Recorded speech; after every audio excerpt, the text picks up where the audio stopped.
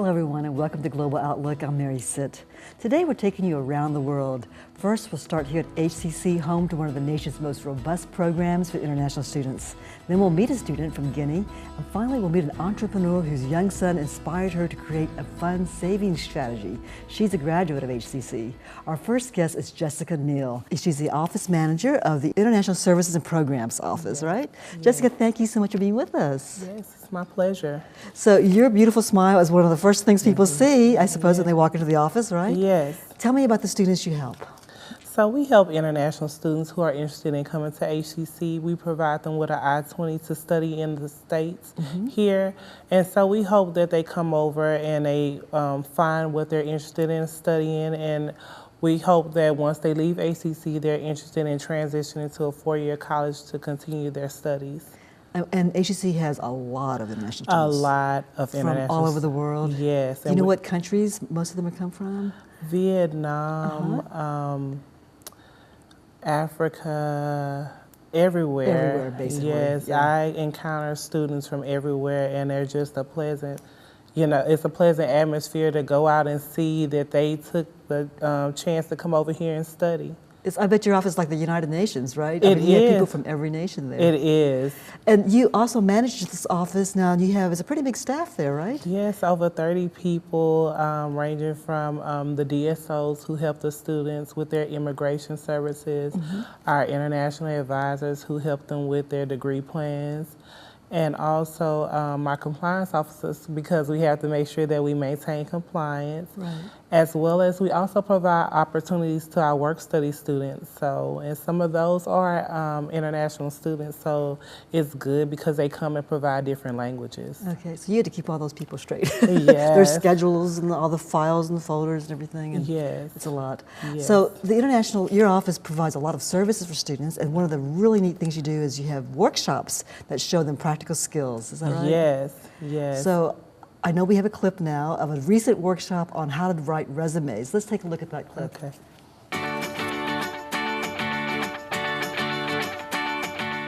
This event is Going International, Perfecting the U.S. Resume.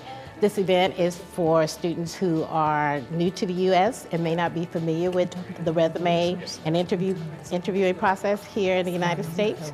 So we have invited employers out from the various industries to come and answer questions about the resume and the interview.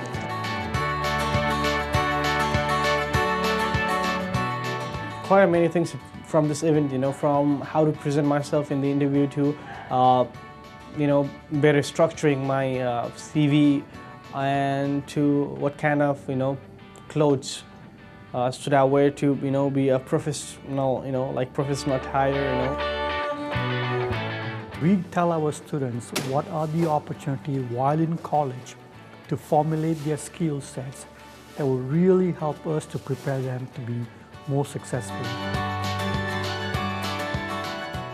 So I learned that you can make a cover page for the event. You don't just have to make your own just your resume, and I thought that was really helpful because then it made you sound less boring. So Jessica, that's great. It's really useful tips in that workshop, right? It is, yes. And you also offer other types of workshops. What else? We do. So we have the Perfecting Your Resume workshop that they just saw, as well as workshops that help them transition into the work field, because we want to make sure that our students are ready once they get their degrees and can enter their careers. And the workforce, because there's certain things that are different now, going to work versus going to school. Right. So we want to make sure that they're prepared and everything. We always have our office open for them to come ask any questions that they may feel that they need answers to. Jessica, you have a master's degree in human resources. Yes. Can you tell me how those skills help you do what you do now at HCC? Yes, so with my master's in human resources, I'm able to have those skills that help you to work with people and be very diversified and know how to approach different situations. So it kind of helps me in my everyday job. So. I remember taking a workshop in HR, and it's like you're either a red person or a blue person or a yellow or red, right? And and once you realize that, you learn how to relate to that person in a certain way. And I'm sure there are other systems besides color dots. Yes, but you use those skills every day. And then the more you learn how to work with other people, the more things you get done as a team. Right. So, and I enjoy it.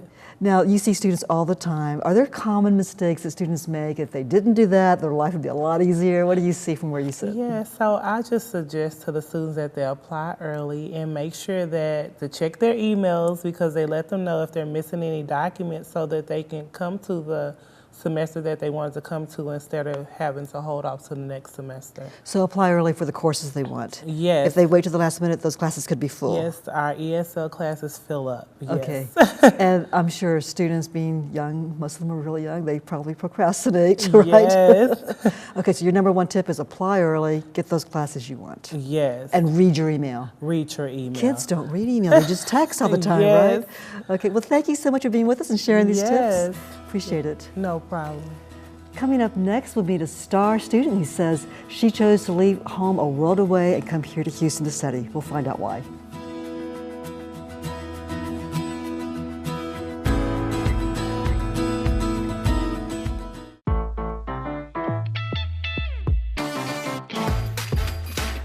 HCC.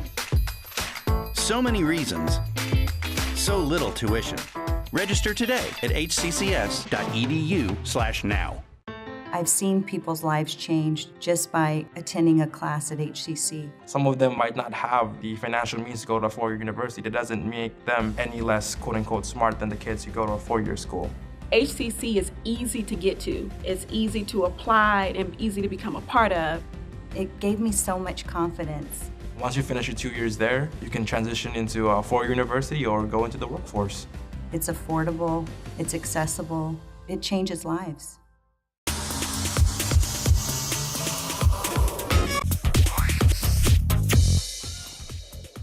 Did you know that Houston Community College has the largest enrollment of online community college students in the United States? Hi, I'm Paul Calhoun. The HCC Online College proudly enrolls over 20,000 students. We offer more than 30 online degree and certificate programs, as well as online student services, including admissions, advising, counseling, and technical support. HCC Online College, anywhere, anytime. For more information, visit our website, hccs.edu/online.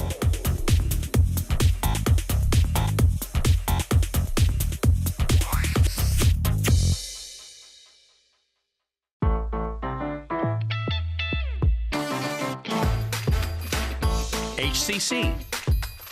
So many classes, so little tuition. Register today at hccs.edu/now.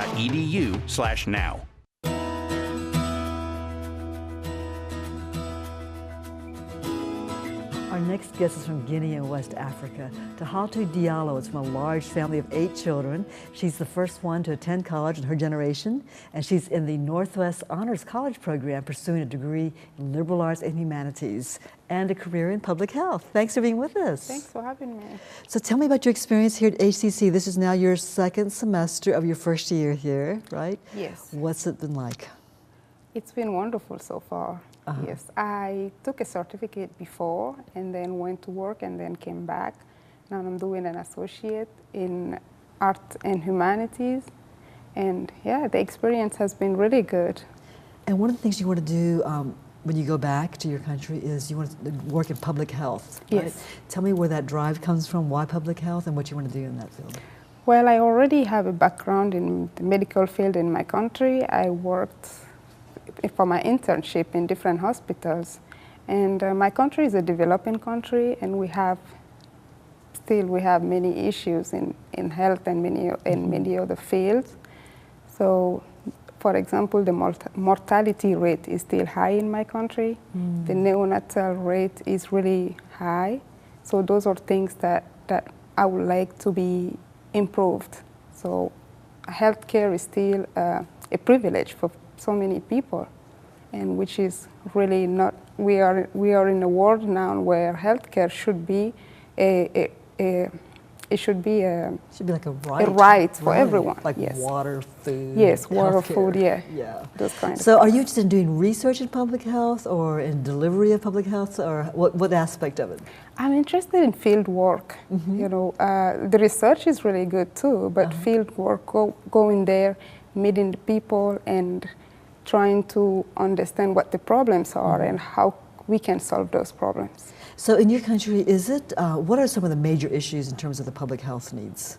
Is it like vaccinations, or just access to doctors or primary care, Yes. or what? We have all of those things. We have education, we have access to resources, we have lack of resources, and yes, I think we have many things we need to work on.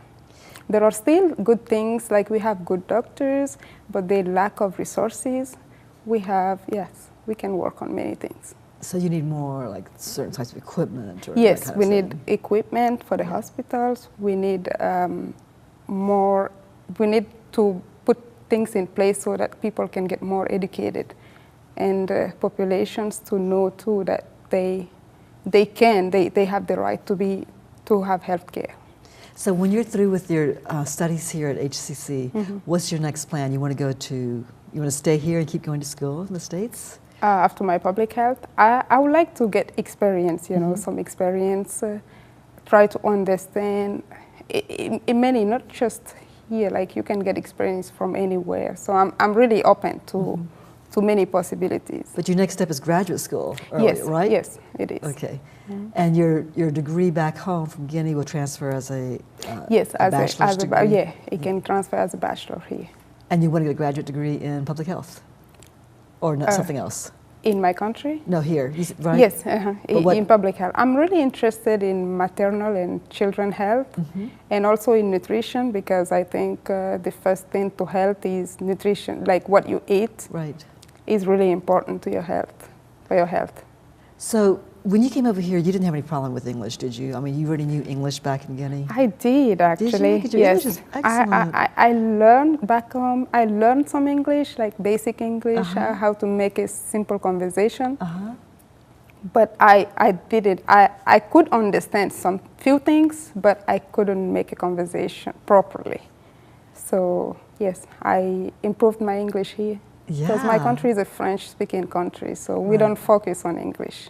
It's all French. Yes. So did you take ESL classes here, or you just learned by talking to other students and professors? Yes, I did. I took 1 semester. It was like, it's 2 semesters, but it's 2 months for each semester. So it's like a total of 1 semester that I took the TOEFL test and I passed it, and I went to college. And then just hearing English day in and day out. Yes, really that really improves, helped me. right? Yes, because I was in a community where my only option was English. So what were some of your struggles when you first came here as a new student from another country, landed in Houston? Yeah, just like we said, the language barrier. Yes, trying to. I was really nervous, because I was in a community where it's all English. Sometimes you feel like you're not saying what you want to say, or people don't understand you. But really, most people are very patient. They understand you and they try to help you because they know it's not your first language.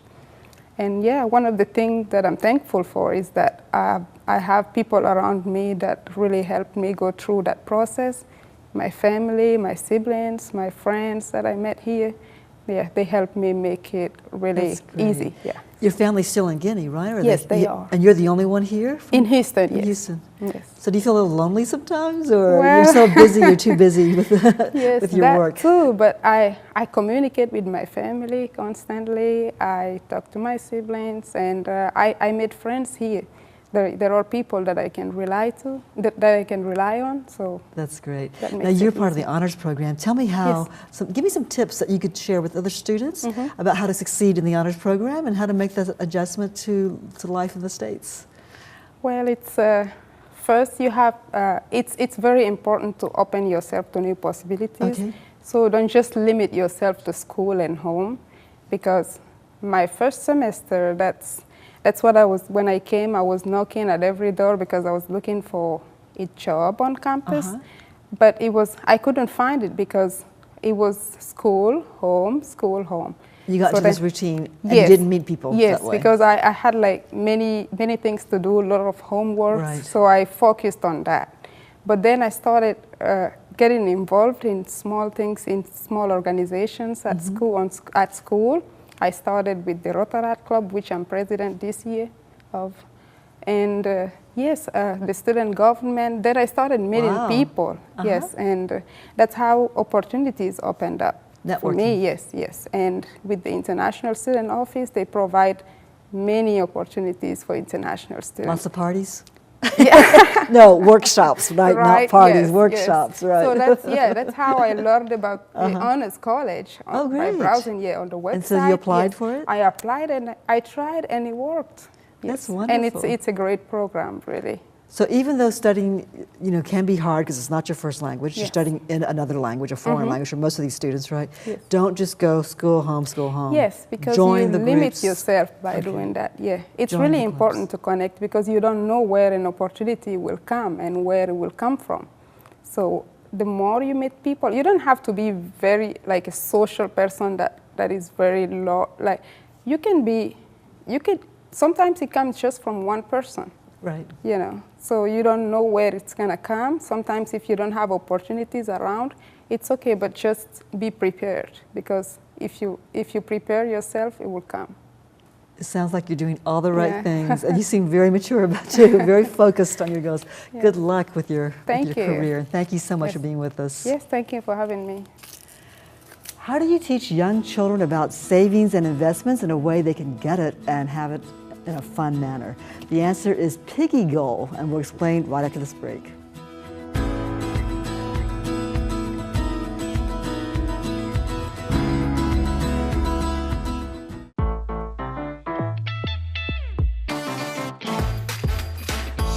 HCC. So many locations. So little tuition. Register today at hccs.edu/now.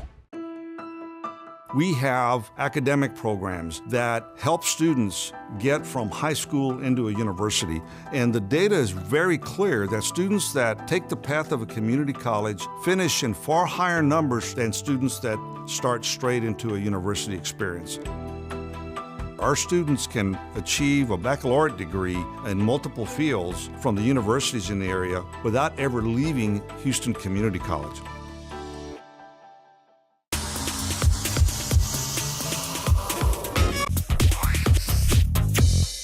Do you know that HCC has an inclusive workforce program that offers career readiness, vocational training, and support services to students with intellectual and developmental disabilities? HCC's Vast Academy, now in its 28th year, offers an occupational skills certificate at 3 campus locations. Students are prepared for entry-level employment in many fields like retail, dining services, business technology, childcare, office skills, and more. Courses include career and job readiness, computer and financial literacy, communications and retail, with fun electives like robotics, health and fitness, and exploring Houston. VAST also has partnerships with over 50 employers in the community to offer valuable internships as well as job placement assistance. VAST Academy alumni are employed with many different employers such as the Rice School of Houston, MD Anderson, Phoenicia Deli, and the VA. Many of our alumni have continued their training and have received workforce certificates and even associate degrees in culinary, childcare, business technology, welding, and more. Our motto is education plus employment equals independence. For more information, visit our website at vast.hccs.edu. So now you know.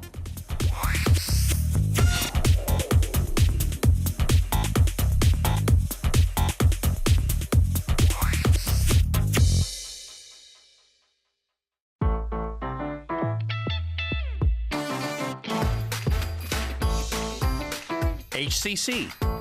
So many careers, so little tuition. Register today at hccs.edu/now.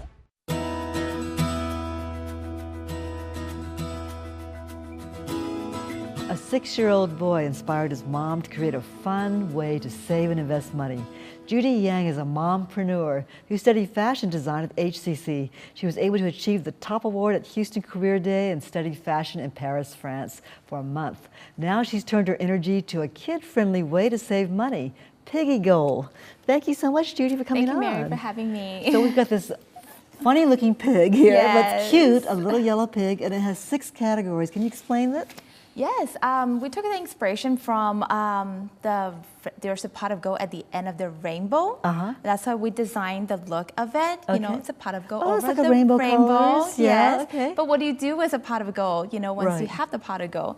So I took the inspiration, well, because I was teaching my 6-year-old, you know, I want to teach him something my parents didn't teach me when I was young. And I want to be able to teach him something, you know. I find it's a very important skill in their life or their future. You know, we often talk about how's your grades in school, your reading, but we often don't talk to another parent about how you're teaching your kids about allowance or money. Right. So that got me inspired. And to kids do this. think the parents are the ATM machine. They just like, Mom, I need money. And yes, just, like, and I cannot constantly even give go them to the out. store and tell them, hey, I cannot buy this today because I don't bring cash. But he was like, you have credit card, just swipe it. You know? Oh, your kids telling you this? Yeah, that's, you know, one of it, you know, like it just got me like thinking, you know, they need to see this money in front of them to manage it and to actually learn it.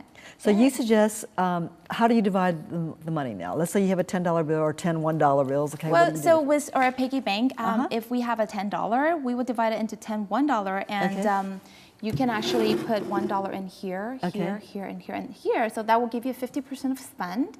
And we deposit the rest $1 into each category. That will be 10% for each category. And so these categories are, you know, for us to save, but also to teach our children, you know, it's a great way to, you know, invest some and save for emergency and spend a little on yourself to enjoy and give away to charities. This is very nice. So spend 50% of whatever they have, they can spend. And then 10% invest, 10% for just an emergency rainy day fund, right? Rainy day fund. 10% for their education, that Education college could be fund. a book for now. You know, my son had bought books from book fair, you know, using his own money. That's education. And you video know. games, educational? Yeah, it was educational, you know, educational video games, of course. I get to see know. these kids, you know, trying to talk to mom. And then 10% to give away to charity. Yes. And then what do you mean by play now? When it's play means, you know, you cannot have a children or 6-year-old to just save and save, not spending as a pleasure. Right. So if he wants to buy a little, you know, sometimes he buys, you know, $1 app games or things like that as a reward, you know. So he doesn't go down the road just, you know, later on. But that's different from spending. It is different from spending. Spending will be your everyday needs. Let's say for adult will be our rent or bills or, But how about for kids? For little kids, you can tell them, hey, you're spending for your need. What do you really need? Food. It can be, you know, sometimes you make them contribute to lunch money. Things like that, very easy. You got to start that really early because my kids would never go for that. Yes, starting from a mom's perspective, not a financial expert. You know, I am not a financial expert at all. You know, but you listen to a lot of financial podcasts and you read a lot of books, right? Podcasts and books are a great way to learn these, and I feel like as I'm learning I still don't have it figured out. I want to influence my son as well. Well, we're kind of learning and growing together. Okay, so I did it all wrong. My kids are way beyond 6. When they were little, I used to go, okay, you know, what you need and what you want. Yeah. And they quickly figured out that everything they wanted was a need. Yes. But Mom, I need that. But no, you don't. It's a want. No, because Mom would pay for the wants and they had to, or the needs, right? Yes. And so they would make everything they wanted something they really needed. Like they needed that 10th pair of tennis shoes. Yes, of course. Okay. So it's good that you're starting young at age 6. Yes. And so far, has your son started doing this? I know it's a prototype, but have you started doing this? I started to teach my son at home right now. Before we got our prototype, we actually used jars. Okay. So we that's labeled them nice. differently, and then so every Piggy 1, Piggy 2. Yes, every 2 weeks we brought up our jar and a, you know, shoebox, and you know, I'll have him pick it. Gave him, you know, I gave him $5 every 2 weeks. Okay. And sometimes I'm thinking, wow, that's $120 a year for a 6-year-old. That's a lot. But idealistically thinking, actually, all the monies are at home. Right. It's not going anywhere. Right. He is really only spending about 10% of the play money, which I let him use for, you know, when he wants to go roller skate, hang out with his friends and Monkey Joe's, things like that. But the rest of the money, you're staying in your piggy bank at home, and you're using a way to really teach them something that's useful. That's very, very good. Because now when I try to get my kid to put her babysitting money, she's making a lot. Yes. $15 an hour, Oh, yeah. $10 an hour. Yes. I said, look, you need to put some of that in your 529 college fund. Yes. That would be the education. Yes. She just looks at me and goes, you're paying for college. I don't have to do it. I said, no, no, no, no. You have to put some. Yes. But she doesn't. She resists that. And it's because I didn't start with the piggy goal when she was 6 years old. Yes. So you're doing a really good thing. Yeah, we want to starting something young because I have read, you know, kids learn this money habit starting at, you know, even before age 7. So we're a little delayed right now, but you know, because they're picking up so fast, they learn so quickly from our behavior.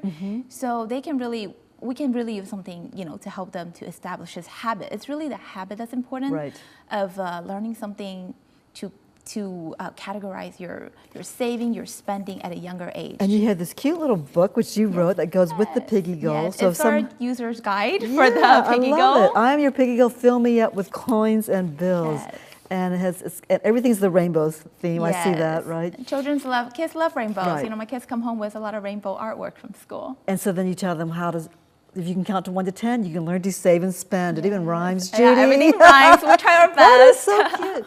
50% spend, 1 to 5 will be your friend. You can spend on milk and bread. That's a need. So that's a need. Yes. You're teaching them they're invested in what the family household needs.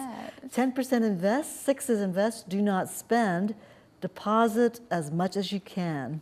It is a hard time. It is a hard idea to educate your 6-year-old about investment right now. Right. So we're using it something. Hey, you put away. Don't think about it right now. We can talk about this later on when they grow older. Right now, they can. Like my son, he wants to go shopping for a recliner chair. And he wants a recliner chair. I was like, that can be your investment. You know, why don't you put that as in your big ticket item? You know, of course, he's never gonna get there with my $5 2 weeks, but you know, he gets in. Yeah, it's a recliner chair for kids, not the big ones. Okay, the big ones. The theater one wasn't lit up. Really? And then it says 10% emergency. 7 is for a rainy day. Emergency can come any day. Yes. 10%. Yeah, Harvey. Or yeah, any we kind of heard, emergency. you know, from a lot of young adults, even adult, you know, we like 40% of America don't have, you know, like 60% of America do not have $400 in their emergency fund. Like if something they need tomorrow for a plane ticket for $500, they may not be able to. Or one of the car parts goes out. Yes, so that's something, you know, to put away, you know, basically have a peace of mind. Yeah. And for children, we can tell them something so simple, you know, if mommy had a flat tire, you know, I need to spend $200 to fix a tire. They understand, they see it visually, they can understand that. 10% education. 8 is for books and school. Educate yourself with the right tool. That is so cute. And then 10% give. 9 is to give and donate. It can be your church or friend. 10% play.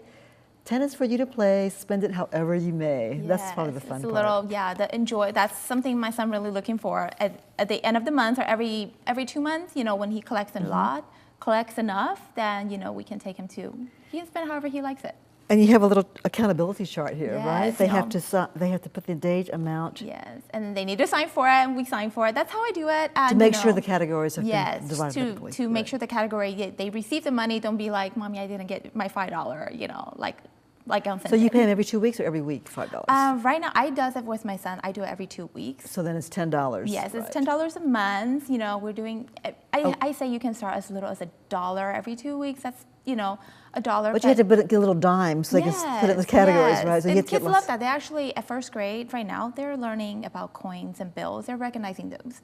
And I feel like, you know, they can do a little more at school. So Judy, you said your parents never taught you about savings and investments, right? My parents have never taught any of us. I feel like the older Asian parents, they don't talk about it, you know. Yeah. But I look at my husband's side of the family, you know, that's what all they talk about over dinner is, you know, checking account, you know, IRA, investment, retirement account, 401k. So I feel like I want to be more like that with my son, you know, be more openly with money.